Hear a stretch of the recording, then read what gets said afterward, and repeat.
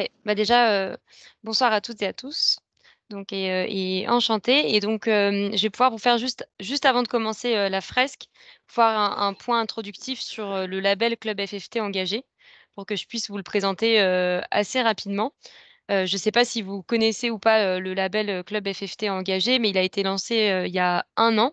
Et l'objectif, c'est vraiment d'encourager et de valoriser les actions en fait menées par les clubs selon 5 grands chapitres. Donc, c'est vraiment sur la gestion responsable, l'accessibilité à la pratique pour tous, le vivre ensemble, la solidarité, la citoyenneté, l'environnement et la biodiversité, et l'éducation et sensibilisation au développement durable. Et l'objectif vraiment à travers ce label, c'est de vous aider en fait à structurer aussi toutes vos actions à mettre en place, parce qu'on met vraiment en avant les actions qui ont déjà été mises sur certains territoires, et aussi de les valoriser derrière après en obtenant votre plaque et votre label. Et cette distinction-là, donc voilà. Et là où vous allez retrouver la fresque, ça va être autant sur l'aspect environnement et biodiversité pour mettre en avant vos actions que vous mettez en place, mais aussi sur le volet sensibilisation, où il y a vraiment une question dédiée justement dans le label à ce type d'outils mis en place. Donc là, vous pourrez regarder plus en détail une fois que vous aurez accès au support de formation, aux différentes étapes et au processus. C'est assez simple, en fait, il y a un questionnaire en ligne. Vous pouvez, en amont, en fait, visualiser, par exemple, comme ici, tous les points, en fait, attribués et toutes les thématiques qu'on va vous demander, et vous aurez parfois quelques pièces, par exemple, justificatives à ajouter, et vous pouvez tout à fait démarrer un questionnaire, puis le modifier au fur et à mesure. Voilà, l'idée, c'est que ça puisse quand même, vous pouvez structurer ça en fonction des questions posées. Donc voilà, vous pouvez regarder, dans la globalité, et en fait, on a 3 échelons. On a, un échelon bronze, argent et or en fonction du nombre de points que vous allez, obtenir. Et donc, l'idée, c'est que voilà, le label est valable 3 ans, et bien évidemment, un club peut recandidater après avoir obtenu, le nombre de points, pour le mettre à jour si, par exemple, il change, d'échelon. Voilà, donc là-dessus, après, n'hésitez pas aussi, hein, si vous avez des questions, sur le label Club FFT, c'est assez rapide, mais comme ça nous laisse le temps après derrière de pouvoir vous exposer, la fresque. Et donc, puisque justement dans le label, on a, un volet, sensibilisation, bah, l'outil, qui a été créé par la FFT, donc la fresque écologique du tennis, remplit vraiment, cet objectif. C'est-à-dire qu'en fait, c'est un atelier qui a été inspiré de la fresque du climat. Donc pareil, je ne sais pas à quel point vous êtes, familier ou non avec, ce type d'atelier qui maintenant, se développe de façon assez exponentielle. Donc, en fait, la fresque du climat, c'est un atelier, dans l'objectif de sensibiliser, en fait, aux enjeux environnementaux. Et donc nous, on s'est inspiré de cet atelier-là pour le décliner à l'échelle, du tennis. Donc en fait, l'objectif, c'est vraiment de sensibiliser à travers la pratique du tennis et à travers la passion, pour, offrir des messages clés justement, et aider au passage à l'action. Donc vraiment, on a à cœur de donner, des solutions concrètes, qui font le quotidien, des pratiquants et des clubs. Et l'objectif, c'est que cet outil aussi, puisse être personnalisé en fonction des actions que vous mettez en place dans vos clubs, et ça peut être aussi un outil pour vous après, imaginer des actions à entreprendre. Donc on a des objectifs, d'ici fin 2025, d'avoir, 50 000 personnes, sensibilisées. Donc pour l'instant, on en est à peu près à 22 000. Donc sur l'ensemble du territoire, y compris avec, nos événements majeurs comme, Roland-Garros ou le RPM. Donc on a plusieurs versions. En fait, on a une version aussi, atelier. Donc là, aujourd'hui, ça va vraiment être une formation ciblée sur le format événementiel. Mais en fait, le format atelier, pour imaginer un petit peu ce que c'est qu'en fait, on a un jeu de cartes qui est disponible d'ailleurs sur ProShop, et qui permet en fait en 2 heures d'animer vraiment un atelier où les équipes vont se retrouver, enfin, il va y avoir 2 équipes, elles vont reconstituer leurs fresques à l'aide de cartes, elles vont tracer des flèches, elles vont comprendre vraiment les liens entre, la pratique du tennis, les enjeux environnementaux et les solutions à mettre en place. Et donc en fait, on a repris nous, cet atelier de format 2 heures qu'on a condensé pour en faire une version événementielle. Et donc l'objectif, c'est vraiment de prendre, de façon synthétique, toutes les thématiques de notre fresque, et de pouvoir sensibiliser aux enjeux environnementaux à travers 5 grandes thématiques. Donc on va retrouver les infrastructures pour pratiquer le tennis, le transport, que ce soit dans la pratique quotidienne du tennis que par exemple lors de tournois. On va avoir l'alimentation, donc là ça va vraiment être orienté plutôt événement.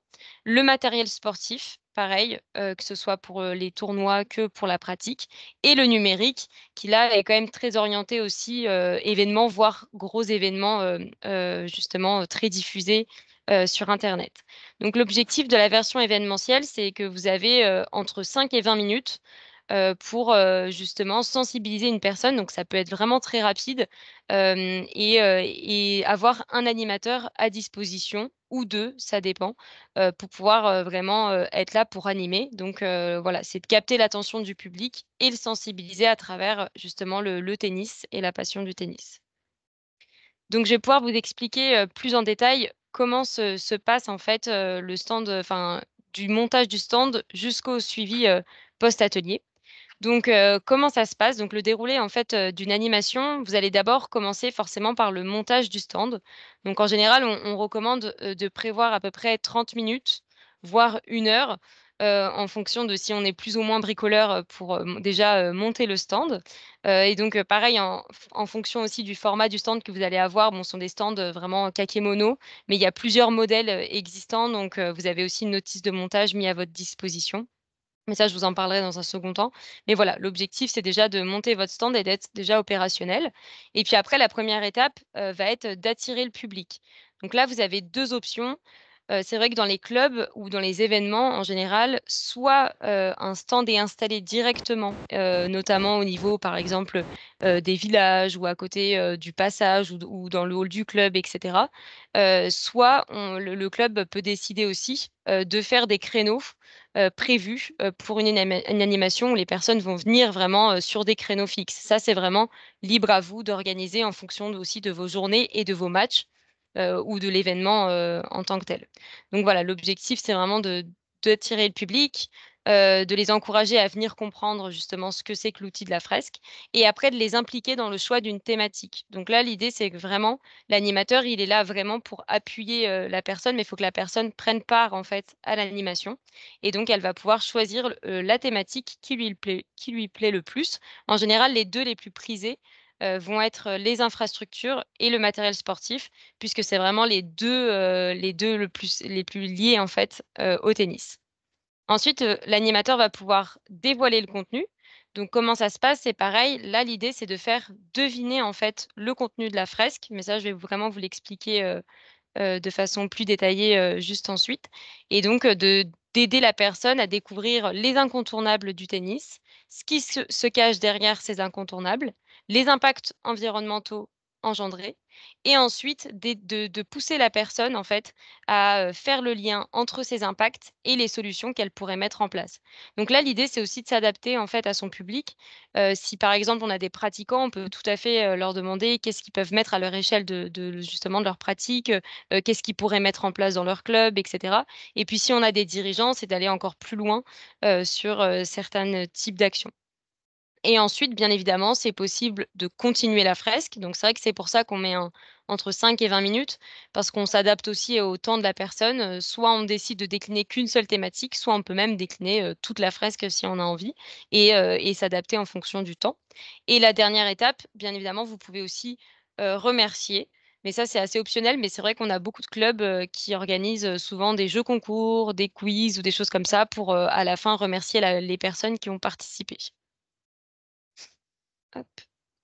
Donc après, on a un suivi post-atelier, ça je vais vous l'expliquer plus en détail, mais nous, c'est vraiment pour, l'objectif, c'est de pouvoir suivre nous, le déploiement de l'outil, à l'échelle, vraiment, fédérale et aussi de savoir, d'avoir en fait votre retour aussi d'expérience, pour, adapter l'outil. Puisqu'en fait une fresque est en constante évolution et même le contenu, change, pas mal en fonction, enfin voilà, on l'actualise, tout au long, des années et cetera. Donc voilà comment se présente le stand. Donc, en fonction de votre, modèle de stand, vous allez avoir, soit les cartes qui vont être directement, affichées, soit vous aurez aussi des caches qui seront mis, par-dessus en fait les cartes que vous voyez, juste ici et donc, l'idée c'est de venir, si quand elles sont cachées, c'est de venir les faire, deviner. Donc par exemple, pour, le terrain, ça va être, «Je joue dessus» ou de ces choses des choses comme ça, voilà, des phrases qui vont, indiquer, à la personne pour essayer de deviner, les cartes. Donc on commence toujours par les incontournables, en fait. Ça se déroule vraiment de haut en bas. Donc on choisit une thématique, par exemple infrastructure. On va d'abord faire deviner les incontournables pour pratiquer, le tennis, donc en termes d'infrastructure, que ce soit le terrain, le stade, le club. Ensuite, on va dévoiler ce qui se cache derrière. Donc par exemple, si j'ai besoin d'un terrain, je vais avoir besoin de l'entretenir. C'est toutes notamment, l'arrosage, ou alors, l'entretien avec, l'eau pressurisée et cetera. Et on va avoir après les impacts environnementaux et donc là, on va retrouver par exemple dans le cas de mon terrain, la consommation et la pollution de l'eau. Et ensuite, on aura les solutions à mettre en place. Et donc là, je vais pouvoir vous détailler justement thématique par thématique le déroulé et les questions clés en fait que vous pouvez poser pendant votre animation pour guider la personne et vraiment, et après tous les chiffres clés sur lesquels vous pouvez vous appuyer. Donc, si on reprend la thématique infrastructure, comment ça se passe concrètement? Vous allez avoir donc les 3 principaux incontournables. Donc on va retrouver, notamment les clubs et le stade. Donc c'est vrai qu'on a insisté sur le stade, pour parler aussi des gros événements qui existent à l'échelle, vraiment, du tennis et donc l'idée là, encore une fois, c'est de pouvoir, à la fois appuyer avec des chiffres clés, que ce soit, du tennis en général, donc par exemple le nombre de clubs qu'il y a en France, le nombre de spectateurs, par exemple, à Roland-Garros. C'est vrai qu'on a beaucoup de chiffres, illustratifs, de Roland. Après, bien évidemment, vous pouvez poser, des questions aussi en lien avec votre tournoi et événement, si c'est beaucoup plus parlant, de parler, par exemple, avec le nombre de participants que vous avez ou le nombre de spectateurs qui viennent, sur votre tournoi. Et ensuite, vous allez pouvoir, dévoiler l'envers du décor, c'est-à-dire, par exemple, dans le cas des clubs et des stades, il va y avoir l'éclairage et le chauffage.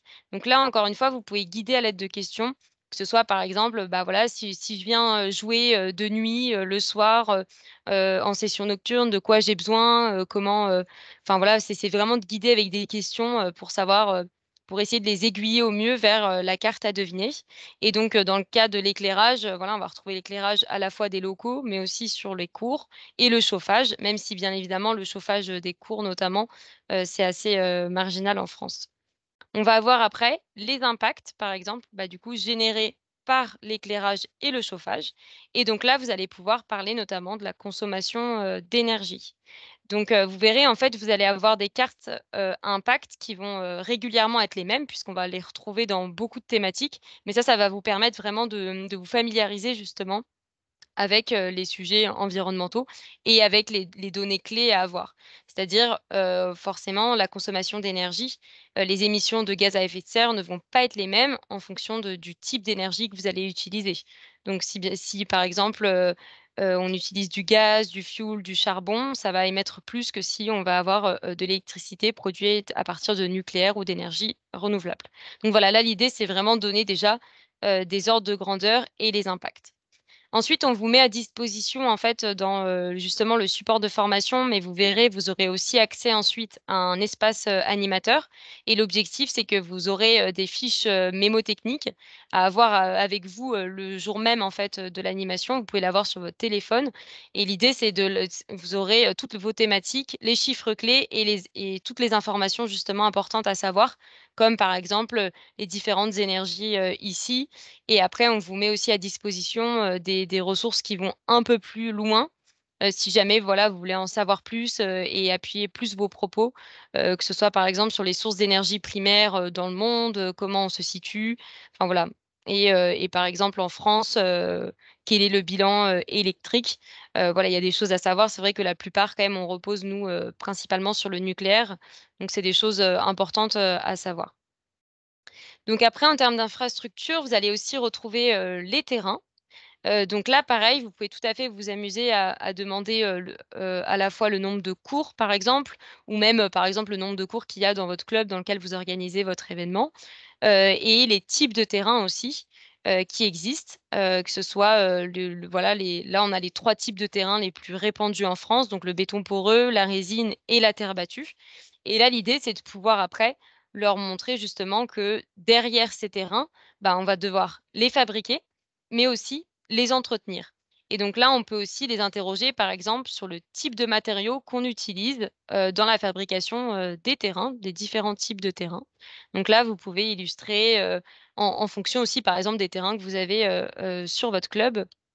Ou pendant l'événement, que ce soit de la terre battue, du béton poreux, de la brique pilée sur couche calcaire, gravillon et ciment pour le béton, la pellicule synthétique, sur couche bitumineuse pour la résine.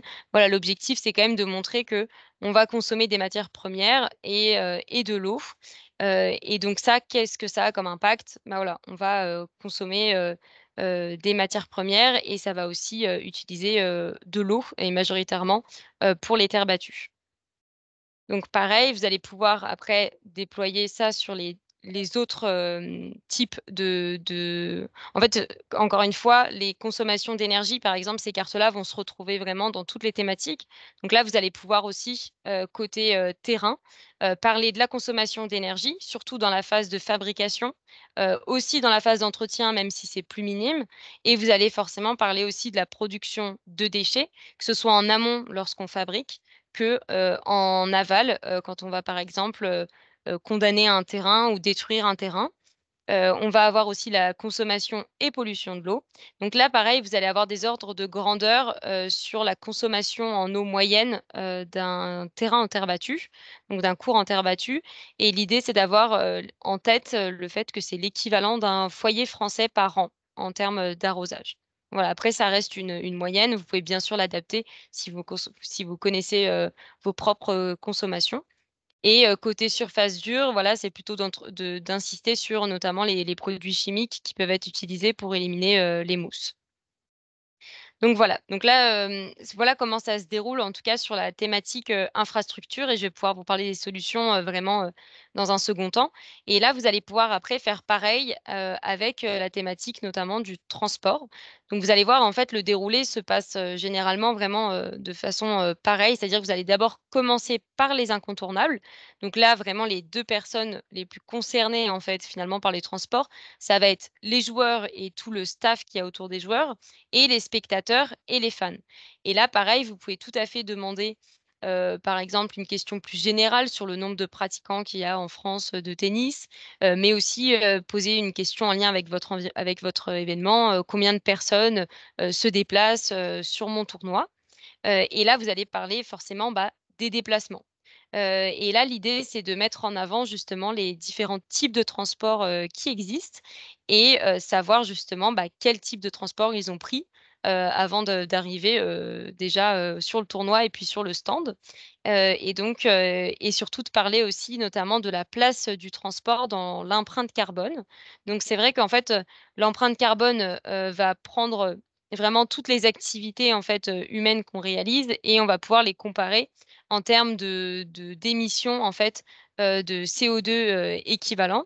Et l'objectif en fait, c'est de savoir, voilà, qu'est-ce qui a finalement le plus d'impact en termes d'émissions, de CO2, en France, quelles sont les activités. Et c'est vrai que nous, c'est assez, atypique parce qu'il y a pas beaucoup de pays en fait, sur lesquels, c'est d'abord le transport, mais c'est vrai qu'en France, nous, c'est vraiment le premier poste, d'émissions de gaz à effet de serre. Et il faut savoir qu'en général, c'est aussi un levier majeur, dans le cadre des événements sportifs. C'est aussi, en fait, là où c'est le plus, là où on retrouve le plus d'émissions aussi. Donc ça peut être, intéressant, à dire. Et ensuite, vous allez avoir les impacts environnementaux liés, et notamment, bah, là, la consommation d'énergie qu'on va encore une fois retrouver. Et là, l'objectif, c'est vraiment de parler des différents types, d'énergie qui sont utilisés en fonction des modes de transport, et donc, bien évidemment de bien insister sur le fait que l'impact, va différer en fonction du type d'énergie, utilisée. Et donc là, l'objectif, c'est voilà, les informations à savoir. Si vous avez des carburants diesel, essence, issus de pétrole, ça va émettre plus de CO2.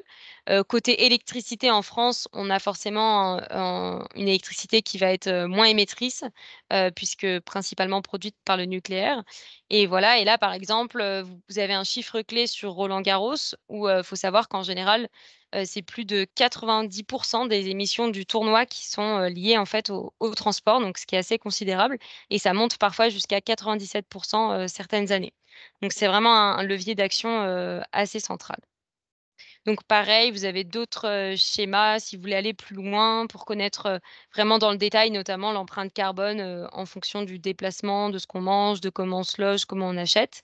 Il faut savoir qu'en moyenne, on est à 10 tonnes de CO2 équivalent par personne, en France. Donc voilà, côté transport, vous allez avoir donc tout ce qui est, déplacement. Et déplacement ne va pas forcément être que les émissions de gaz à effet de serre. Vous allez aussi avoir tout ce qui va être pollution de l'air. Donc ça, c'est vraiment, induit, par aussi, les émissions justement, de particules. Et vous allez avoir aussi l'artificialisation, des sols. Donc ça vraiment, l'artificialisation des sols, c'est un terme qui est assez important à savoir et en fait, tout simplement, on va changer l'affectation d'un sol. Donc vous pouvez tout à fait imaginer, par exemple, un sol de prairie, laissé en friche et vous allez décider de changer l'affectation de ce sol et dans ce cas-là, vous allez, par exemple, construire une route et c'est ça qu'on va considérer comme de l'artificialisation, des sols et donc ça va vraiment supprimer les espaces verts, ça va entraîner une perte de biodiversité et ça va aussi, contribuer au réchauffement climatique puisqu'en fait un sol artificialisé ne va plus avoir la même capacité d'absorption, de CO2.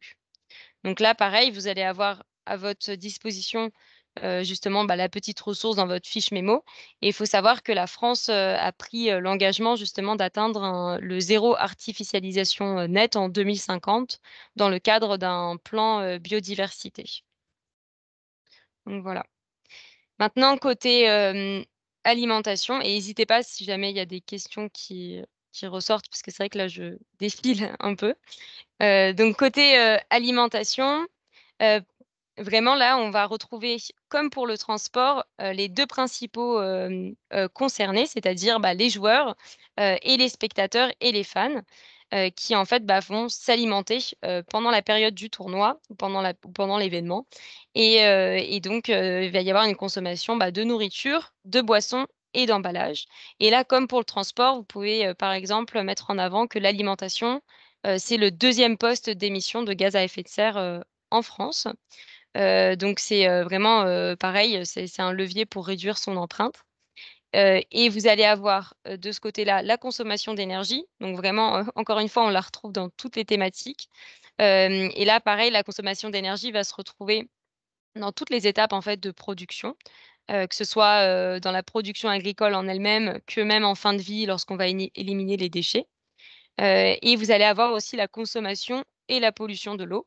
Donc ça, par exemple, savoir que l'agriculture et l'élevage, ça représente 75 de la consommation mondiale d'eau douce.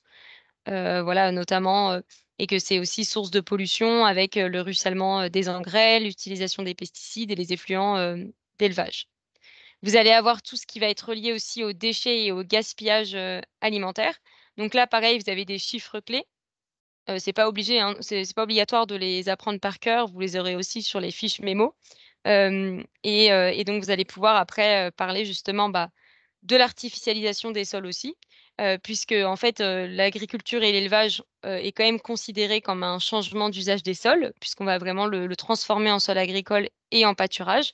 Et on a aussi, l'enjeu de déforestation qui est importante, qui va libérer, du CO2 et réduire vraiment les puits de carbone. On va avoir la production, de déchets, donc notamment, à la fois des déchets alimentaires que des emballages et on a ciblé aussi le gaspillage alimentaire en tant que tel, qui se retrouve à toutes les étapes, du cycle de vie.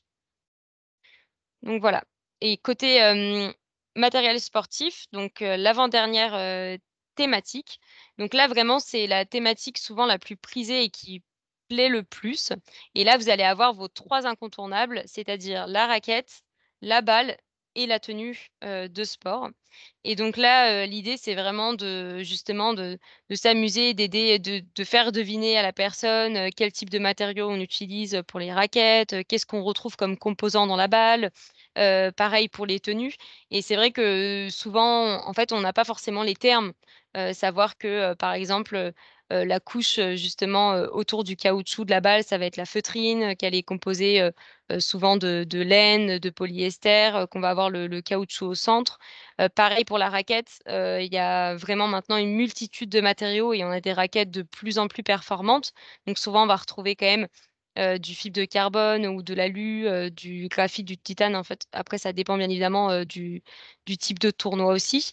Et on va avoir, on peut parler aussi du cordage, et notamment, de la répartition entre bon alors maintenant le cordage en boyau, reste quand même, assez rare, même si on en retrouve dans des gros tournois. Mais, c'est toujours intéressant de l'évoquer et d'en parler. Mais voilà, maintenant principalement c'est, plutôt du polyester ou du nylon.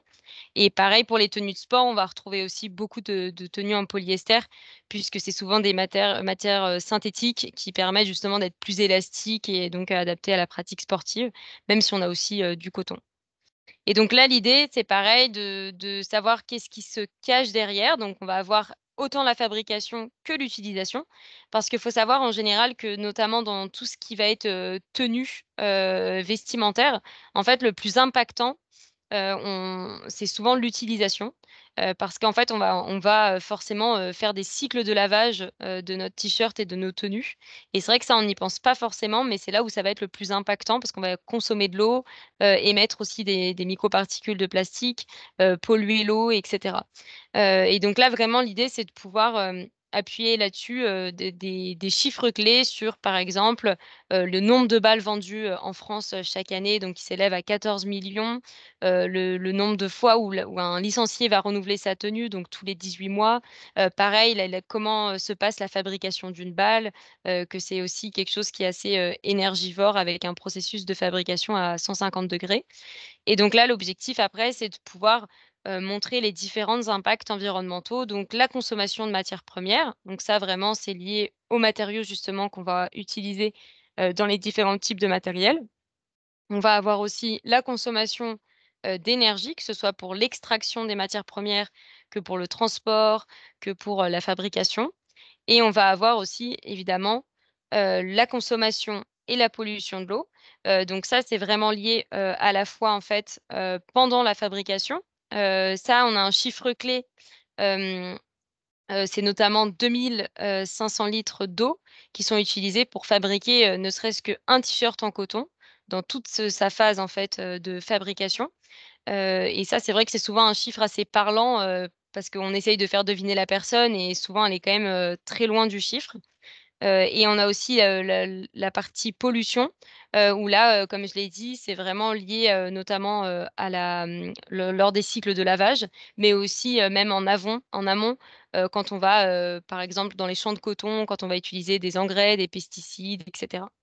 Donc voilà et là, vous allez pouvoir avoir aussi, tout ce qui est production, de déchets et là, vous avez des chiffres clés notamment sur, l'opération Balles jaunes, par exemple, sur, le nombre de balles aussi, qui sont recyclées chaque année dans le monde, donc 22 millions et que l'opération Balles jaunes permet de récupérer, 1 000 000 de balles, chaque année, en moyenne. Donc voilà côté matériel, sportif et pour la dernière thématique, le numérique, donc ça pareil, c'est une thématique souvent qui arrive, un peu comme un cheveu, sur la soupe, parce qu'on comprend pas trop pourquoi on va parler de numérique. Mais l'idée, c'est vraiment de justement de donner du contexte à la personne et de lui dire: «OK, mais forcément vous allez forcément suivre, le tennis en général, que ce soit même, avec les réseaux sociaux, pas forcément à la télé». Mais voilà, l'idée, c'est qu'on fait quand même du numérique, en fait, maintenant de façon quotidienne et donc là, l'idée, c'est de pouvoir, voilà, on peut donner des chiffres clés sur Roland, notamment avec le nombre de téléspectateurs qui suivent Roland chaque année, donc qui s'élève à 75 millions, qu'il est diffusé dans 190 pays. Et après, vous pouvez tout à fait, montrer, bah, justement en fait, l'idée, c'est de se dire qu'on a l'impression souvent que le numérique est assez immatériel, parce que c'est quelque chose un peu qui nous dépasse et que tout se passe dans un cloud et que c'est ailleurs, alors qu'en fait, on a quand même beaucoup, d'équipements et de réseaux, qui demandent justement des finalement beaucoup d'infrastructures matérielles et donc c'est là l'idée de cet envers du décor, c'est de montrer qu'on a quand même besoin de caméras, de réseaux, de data centers, de télé, d'ordinateurs et en fait qu'on a, finalement aujourd'hui des dizaines de milliards d'objets connectés et c'est vrai que parfois on s'en rend pas forcément compte, déjà de tous les objets connectés qu'on a, chez nous. Et donc ça, qu'est-ce que ça va causer comme impact environnementaux? Bah, déjà, on va avoir la consommation, d'énergie, du numérique et ça, c'est un bon chiffre à avoir, c'est qu'en fait, déjà, le secteur du numérique est responsable de déjà 4 des émissions mondiales de gaz à effet de serre. Donc c'est l'équivalent, du transport, aérien Et pourquoi je dis déjà? C'est parce qu'en fait, c'est vraiment, exponentiel aujourd'hui le numérique, et ça augmente de 10 par an, notamment avec la croissance, vraiment du trafic, mondial et de la vidéo en ligne. Donc ça vraiment, c'est des chiffres clés, à avoir et montrer que voilà, on va retrouver la consommation d'énergie pareil, hein, dans toutes les phases, de fabrication, mais aussi d'usage, des équipements, hem, pendant toute sa durée de vie.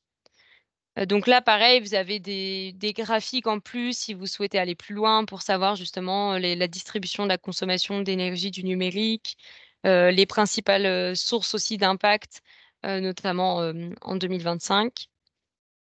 Donc voilà et côté numérique, donc on a aussi, l'aspect, bah, très matériel aussi des matériaux qu'on va utiliser, donc notamment, bah, l'extraction et la consommation de ressources. Il faut savoir qu'en général, les équipements numériques vont utiliser en fait, des ressources non renouvelables, donc des métaux, et par exemple, on a, dans un téléphone plus de 70 matériaux, donc ce qui est assez considérable, et ça monte encore avec un ordinateur portable de 2 kilogrammes où on a, près de 800 kilos de ressources pour sa seule fabrication. Donc c'est-à-dire qu'on va vraiment, en fait, quand on vient extraire des consommations, enfin des métaux, on va, devoir utiliser, beaucoup de ressources pour pouvoir, les extraire et donc ça va provoquer des pénuries de ressources et il va y aussi y avoir une pollution quand même, des sols et notamment des eaux pendant la phase d'extraction. Donc voilà et après comment ça se passe, pour les solutions? En fait, une fois que vous aurez décliné vraiment les incontournables, ce qui se cache derrière et les impacts en lien, l'idée c'est vraiment de donner envie d'agir après et de donner des actions concrètes. On veut vraiment pas être là pour démoraliser non plus. On a vraiment envie, de pousser à l'action et donc là, l'idée c'est qu'une fois que vous avez, découvert justement tous ces impacts, c'est, d'interroger la personne et de lui dire: «Voilà, vous, qu'est-ce que vous pourriez mettre en place? Est-ce que vous n'avez pas 2-3 actions, pour, réduire?» notamment, voilà, vous pouvez donner un exemple d'impact, pour, cibler un peu plus et l'idée, c'est qu'après vous puissiez, appuyer les propos de la personne avec justement des idées concrètes, et par exemple des actions que vous menez au sein de votre événement. Donc l'idée, c'est que, par exemple, côté, enfin, peut-être que je peux prendre des questions, je ne sais pas du tout s'il y a des questions, je ne vois pas s'il y a des mains levées. Peut-être sur la déjà sur le déroulé en tant que tel et après je peux vous parler des solutions. Pour le moment, il y a pas de questions. Ah si, il y a une question Ah, de Magali. Oui, donc On vous entend pas bien Magali.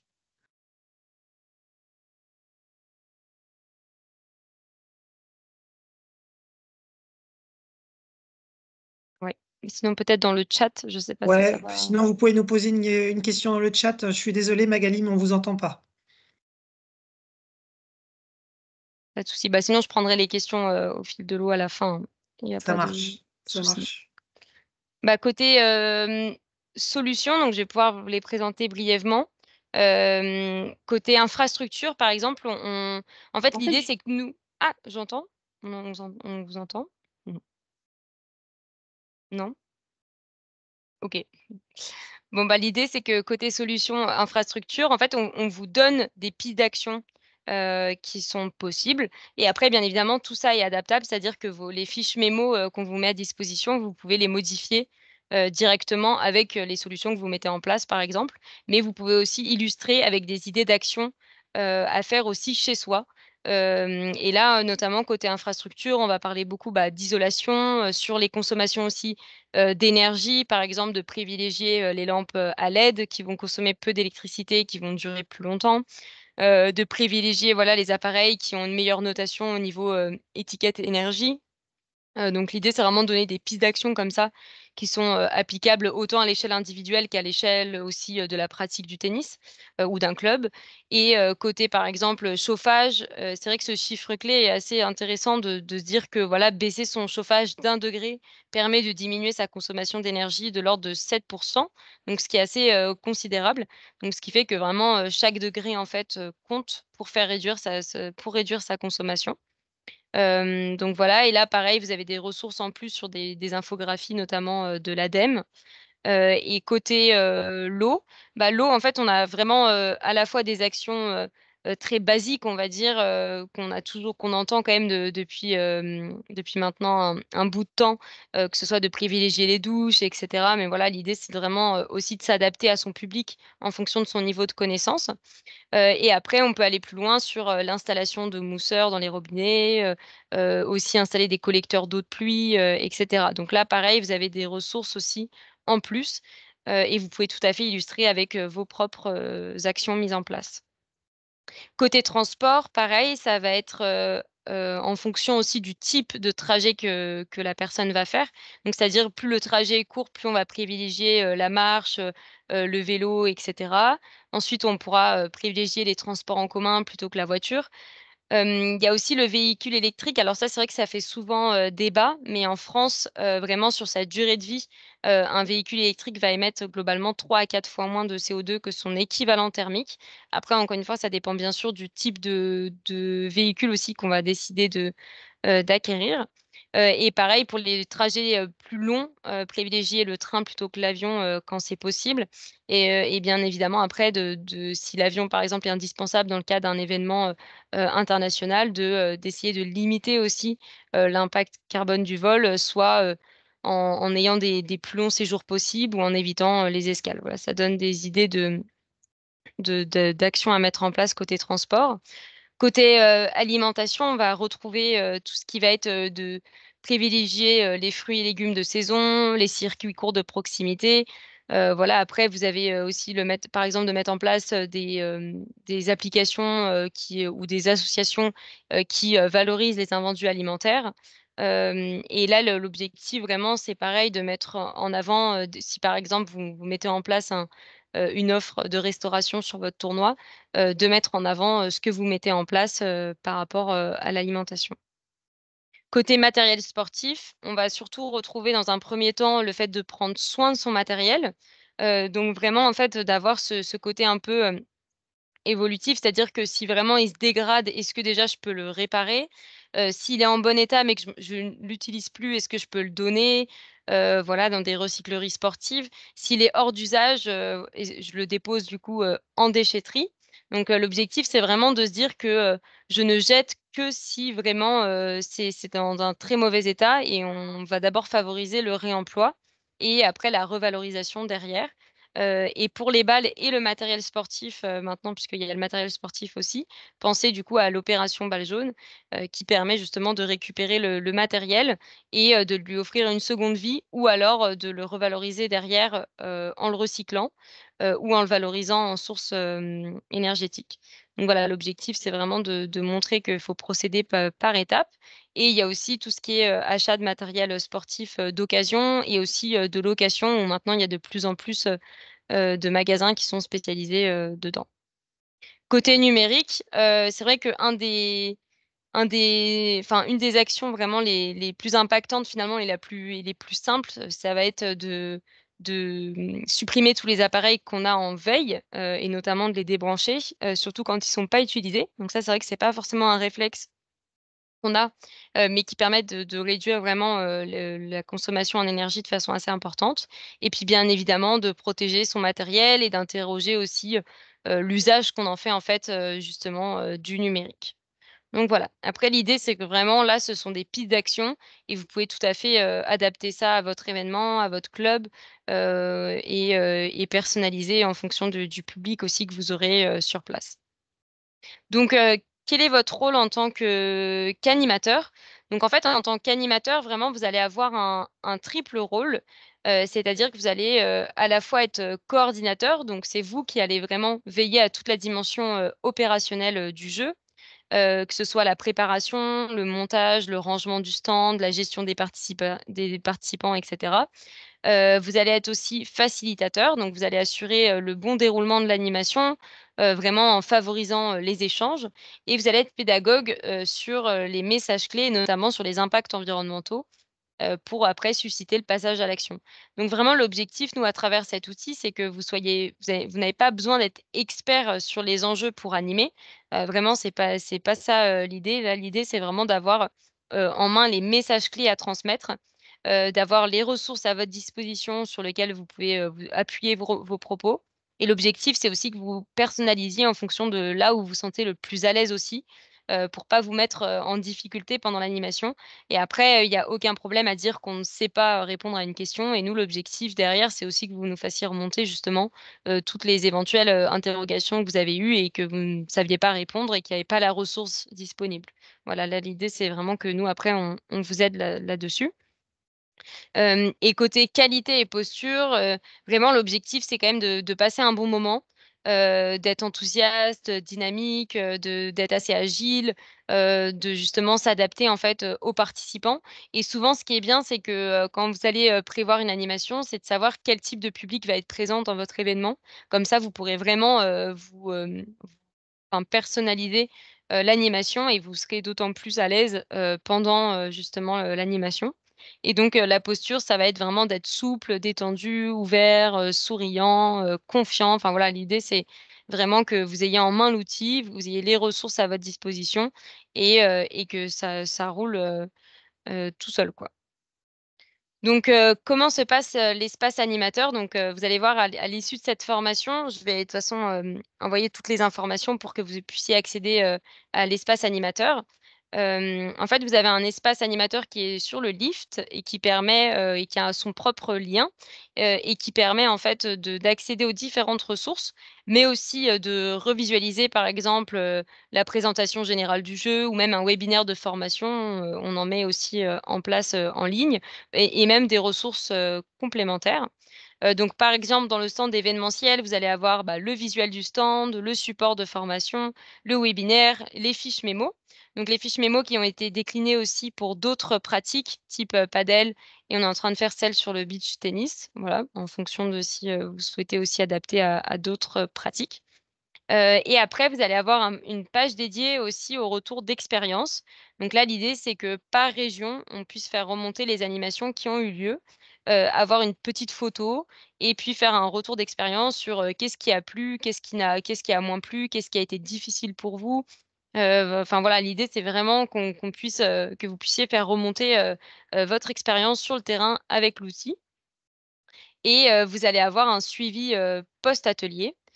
Donc là, l'idée du suivi post-atelier, mais vous allez retrouver tout ça sur l'espace animateur, c'est qu'en fait, nous, après, à l'échelle de la FFT, on puisse, suivre, en fait, le déploiement, de l'outil, et donc de comptabiliser le nombre de personnes, sensibilisées grâce à votre animation. Donc en général, ça, on équipe nous, des animateurs de clics. Après bien évidemment, vous pouvez aussi, estimer, en fonction d'une matinée ou d'une après-midi, le nombre de personnes qui est passé et puis après faire une estimation sur votre, événement.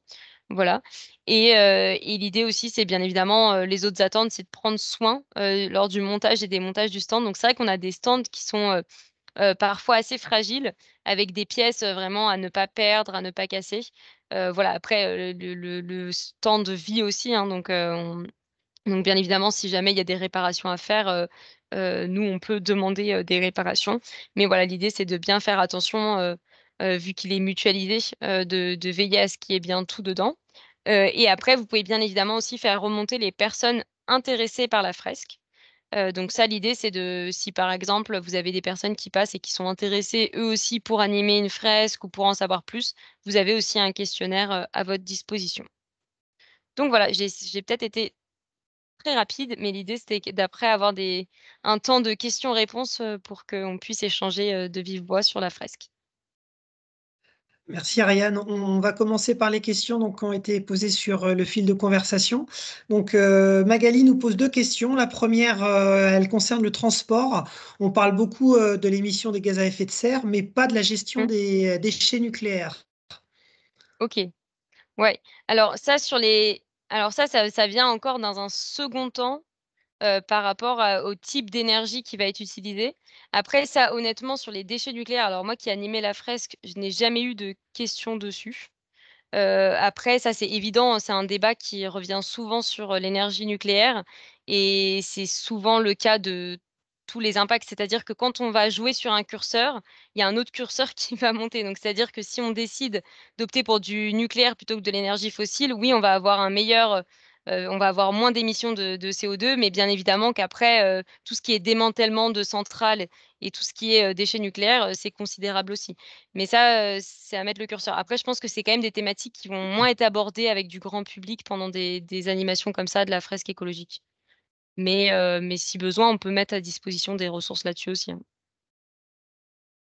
Deuxième question concernant le matériel. On parle beaucoup de l'origine des matériels. On voulait savoir si, il y avait des raquettes et des balles qui étaient fabriquées en France. Alors plus du tout. Alors, enfin des balles, il me semble plus du tout. Voire même, je crois qu'à l'échelle européenne, il reste pas grand-chose et côté raquettes par contre, je vais pas vous dire de bêtises, je ne sais pas. Mais globalement aujourd'hui, c'est principalement plus produit en France, ça c'est sûr, hein. En France, et ce qui pose le plus problème au-delà de la provenance, c'est surtout le fait que, en fait, aujourd'hui, dans les raquettes, comme elles sont de plus en plus efficaces, de plus en plus performantes, on va mélanger de plus en plus de matériaux et c'est ça qui va poser beaucoup de problèmes après sur, le recyclage derrière parce qu'en fait, on va pas réussir à les séparer. Et pareil pour la balle, faut savoir que l'ITF, en fait, va homologuer, c'est-à-dire enfin, elle va dire: «La balle doit avoir, ce taux de rebond» et cetera. Mais par contre, sur tout ce qui est matériaux, il y a pas du tout de directive là-dessus. Donc en fait, nous, on avait comparé, par exemple, 3 balles différentes et on va même pas retrouver les mêmes types de matériaux, alors qu'en soi, c'est une balle qui remplisse tous les critères de l'ITF, quoi. Voilà, il y a beaucoup de mélange. C'est ça le principal, souci aussi là-dedans, dans le matériel. Autre question, très pertinente sur, l'emploi ou le réemploi des balles de tennis dans nos Mmh, clubs. C'est vrai qu'on a notre opération balle jaune où on va récupérer l'ensemble des balles, mais on a également beaucoup de sollicitations, par exemple, très souvent des écoles qui nous ouais. demandent les balles pour pouvoir les mettre, sous les pieds de chaise afin que ça fasse un peu moins de bruit. Donc, la question est simple, c'est de savoir s'il y a quelque chose à privilégier par rapport à l'autre ou que est-ce que le fait d'être réutilisé, dans les écoles doit nécessiter derrière, après, une fois elles ont eu cette Mmh. seconde vie, de nouveau un recyclage? Ouais. Bah, en fait, c'est ça qui est un peu difficile avec les balles dans les écoles, c'est qu'on a peu le suivi après de ce que devient la balle. Alors que quand on va la recycler dès qu'on va collecter la balle dans le club on va pouvoir maîtriser plus facilement en fait, ce que va devenir la balle. Après tout dépend ce que l'école met en place, mais c'est vrai que ça lui donne une seconde vie, mais après il faudrait mettre en place aussi le système de recyclage, après les écoles quoi. Mais c'est Ouais, plus difficile à suivre quoi. dans l'idéal, ça serait de proposer à chacune des écoles à qui on fournit ces balles-là, de leur proposer un L'opération, système ouais. de l'opération balle jaune en leur disant, bah, vous nous Mmh. ramenez les balles une fois qu'elles sont complètement usées derrière pour qu'on les recycle nous, quoi. C'est ça, exactement, ouais. Y a-t-il d'autres questions sur la présentation d'Ariane? Alors, comme vous l'avez bien compris, donc, notre objectif, c'est bien sûr que cette fresque écologique qui est à disposition de l'ensemble des clubs de la Ligue du Centre, bah, puisse être utilisée, hein, pour vos différents événements que vous organisez en club. Donc, par rapport à ça, donc elle est disponible, elle est stockée, sur notre centre de ligue à Blois. Euh, pour la réserver, vous avez tout simplement à prendre contact avec votre conseiller en développement qui regardera si elle est disponible ou pas disponible et qui vous permettra de la réserver. On va très certainement dans les mois à venir faire le même système que l'on fait sur notre matériel d'animation qui est disponible à la Ligue du Centre, c'est-à-dire avec une possibilité de le réserver directement sur le site internet de la Ligue. Pour le moment, on ne l'a pas fait puisque comme vous l'avez bien compris, on a envie que cette fresque elle puisse sortir avec des gens qui, au préalable, ont pu participer à ce type de formation pour comprendre les tenants et les aboutissants de cette fresque et puis comprendre aussi les outils et l'ensemble des outils qui sont mis à disposition pour l'utiliser derrière. Mais dans quelques mois, on l'élargira effectivement pour qu'elle soit un peu plus facile. Donc, n'hésitez surtout pas à prendre contact avec vos conseillers en développement ou avec votre comité départemental et puis on se débrouillera pour vous expliquer toutes les modalités derrière. Mais Comment on écoutez, fait? oui, s'il y a Euh, des questions, oui, allez-y. Sébastien. Oui, Euh, Anne-Sophie. ouais, juste, c'est plus mis en place dans les clubs par vraiment l'activité, hein, je parle pas le fait de toute la mise en place et même du processus de réflexion, mais l'exécution.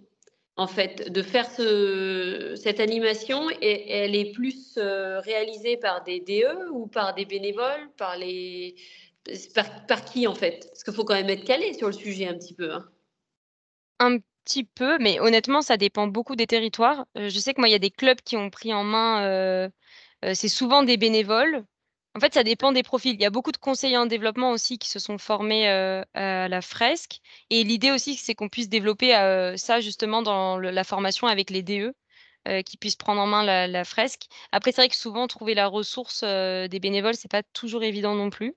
Donc mais ouais, non, non, non, et franchement, on a beaucoup de profils diversifiés et c'est pas tous des experts, qui D'accord. qui qui animent, hein. Mmh. Peut-être Faudrait plus pas sur le que... format atelier. Sur le format atelier, peut-être que ça demande un peu plus quand même de compétences en animation parce que c'est vraiment 2 heures et cetera. Mais le format stand, il s'adapte très bien à divers profils, quoi. Le, D'accord. le principal, c'est surtout de trouver une personne qui a cette sensibilité-là pour présenter Oui, ce sujet, c'est pour ça. pouvoir Ouais. l'animer, qui a envie de l'animer, parce que voilà, c'est pas un sujet que tout le monde maîtrise.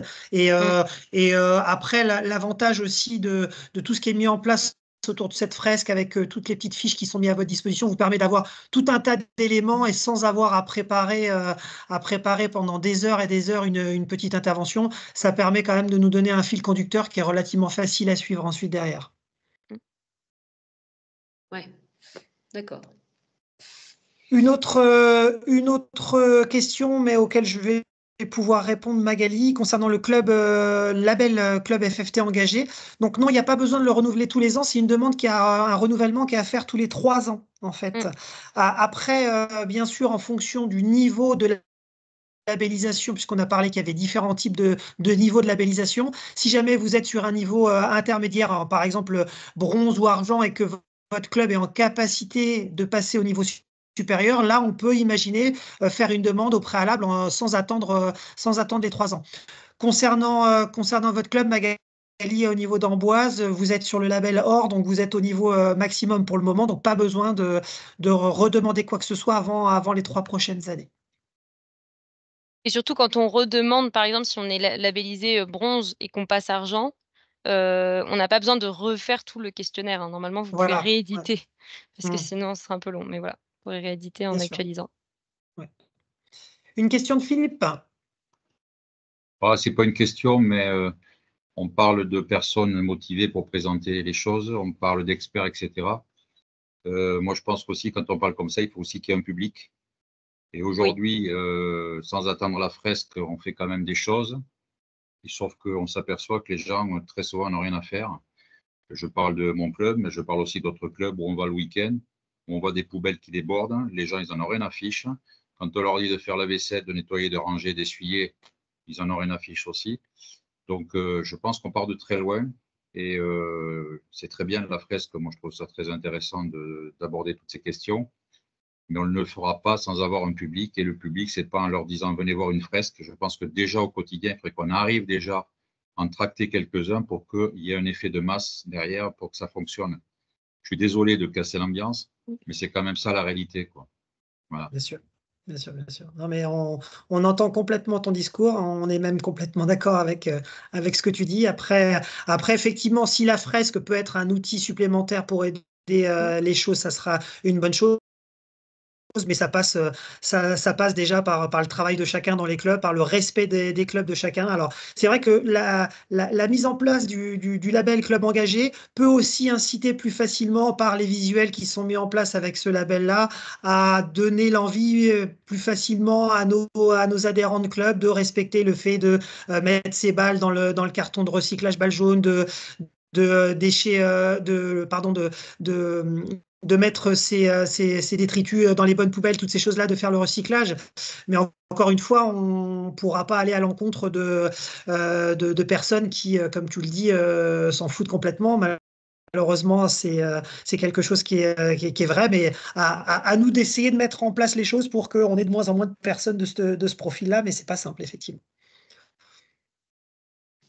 Moi, je pense que pour rejoindre ce que dit Philippe, parce que c'est vrai que les gens n'en ont rien à faire. Moi, je le vois dans le club, c'est une cata, les poubelles. Puis alors, on a le carton FFT pour les poubelles, mais personne ne met dedans. Donc, ça s'éduque, en fait. Tout le monde, enfin, il va falloir éduquer les plus jeunes. Et peut-être que, alors, c'est très bien, hein, ce genre d'animation, mais c'est presque un petit peu complexe pour un jeune public, par exemple, qui est à éduquer aussi, puisque, bon, quand ils sont petits, on peut encore en tirer quelque chose, j'ai envie de dire. Et du coup, peut-être, là, il faudrait mettre en place un petit guide, un petit manuel quand il arrive, le jeune joueur, il doit faire ça. Alors, ça passe aussi par les éducateurs, mais bon, ça, c'est à travailler. Nous, on le fait en club, mais c'est aussi au niveau de la FFT, je pense, de réfléchir sur ce sujet-là. Et ils ont leur petite charte, en fait, du jeune joueur de tennis. Tu arrives, tu dois, si tu as une balle, ben, tu dois aller la poser là. Ils ont presque un chemin à faire. Presque, en fait, il va falloir les guider, les coacher dès le début. On les prend à 3 ans, donc il y a moyen quand même que ça rentre. Mais je pense que ça passe par là et que là, c'est un peu, c'est presque plus pour driver les plus âgés, puisque enfin, ça me semble complexe. Bah, Mais c'est après, peut-être ça parce que je n'ai s'adapte. pas pratiqué en fait. Ouais, après, ça s'adapte quand même au jeune public. Alors, à l'âge de 3, 4 ans, 5 ans, non, même si c'est encore un peu jeune. Mais après, franchement, pour avoir animé la fresque au Rolex Paris Master, on avait des jeunes de 8, 9 ans, 10 ans qui comprenaient tout et qui étaient super forts, enfin, qui trouvaient les cartes super facilement. Et en fait, on peut adapter après l'animation aussi au profil. Mais par contre, c'est vrai, hein, on travaille là actuellement sur adapter en fait l'outil à un public vraiment plus jeune et qui soit aussi intégré, notamment côté DE, ou dans des systèmes vraiment de pendant les cours et cetera, notamment en début, par exemple. Parce que je me dis une charte, d'un côté, c'est bien, mais est-ce que de l'autre, ils vont vraiment s'engager une fois avoir signé la charte? Enfin, en fait, c'est assez difficile de trouver un outil qui Oui, permette, parce que vraiment de je mais ouais, pensais à ça parce que ça les responsabilise aussi. plus, Et ouais. en fait, on ne le fait pas assez, ça. Mmh. On leur dit, bah, vous pouvez faire ceci ou voilà. Bah, en fait, c'est comme ils ont envie, hein. Mmh. Alors, après, c'est un engagement. Donc, Ouais. bon, après, ça se discute, hein. C'est des idées, mais Après, je sais qu'il bon. y a des clubs qui mettent en place aussi des enfin, ils essayent de sensibiliser sur le tri avec les jeunes et ils font pas mal d'activités autour de la balle et cetera. Enfin, voilà, ils essayent de faire quelque chose un peu plus accessible, moins scolaire, on va dire, quoi. Après, l'outil, vraiment, vous pouvez l'animer comme vous avez envie, hein. Vous pouvez prendre les ressources et puis en faire un atelier, un peu plus dynamique et cetera, quoi. Ok. Après, c'est sûr que sensibiliser les enseignants de clubs, qu'ils soient Mmh. professionnels ou non professionnels, c'est quelque chose qui pour moi, qui est relativement important puisque ce sont nos premiers, entre guillemets, Ah oui. «commerciaux», Mmh. auprès de nos pratiquants et si ce public-là ne passe pas le bon message par rapport justement à ces bonnes pratiques, et ben, on aura d'autant plus de difficultés à les mettre en œuvre, quoi, donc D'autant qu'ils peuvent corriger quand ils voient que, voilà, Mmh. ils peuvent tout de suite guider et corriger quand il y en a un qui met pas sa boîte, sa balle à recycler, voilà. Mais bon, on est quand même dans l'assistanat, hein. Moi, j'ai joué ce matin avec des seniors, on était en double. Ils n'ont pas voulu aller les mettre les balles dans le. Elles étaient mortes, les balles. Ils n'ont pas voulu aller les mettre dans le carton FFT, enfin de la FFT, là, recyclage. Parce qu'ils m'ont dit, mais qu'est-ce qu'on fait de la boîte? Bon, donc en fait, je pense que il faudrait presque prendre une petite compile de tout ce qui se pratique en fait pour arriver à corriger. Mais on part de très très très loin, hein. Mmh. Mais bon, effectivement, oui. Mais une compile des bonnes pratiques, ça pourrait être quelque chose d'intéressant dans le partage d'expérience, ouais, pour tous les clubs. Ça Mmh. pourrait être une bonne chose. Même si la vision d'un très gros club est peut-être pas forcément la même qu'un tout petit club, mais la mise oui, en place des bons gestes, sera quand même, d'une manière, heu, générale, assez équivalente, quoi, donc. Y a-t-il d'autres questions? Bien écoutez, on va remercier Ariane de son intervention et de son discours très clair sur la présentation de cette fresque. Donc, comme on vous l'a dit en début de webinaire, l'ensemble des documents seront disponibles dès demain sur le site internet de la Ligue. Et puis donc Ariane, comment dire, tu fais ce qu'il faut pour donner les accès sur le lift pour les Ouais. animateurs, c'est ça? Bah, je pense que vous pouvez accéder avec le PDF normalement, puisque les liens sont cliquables, mais je peux quand même vous faire un mail récap avec les infos, D'accord. c'est peut-être mieux quand même, au cas où quoi. Eh ben, très bien, on est preneur. Ça marche. Merci à tous. On vous souhaite une bonne soirée et puis on vous dit à très vite. Merci. Merci. Merci, au revoir.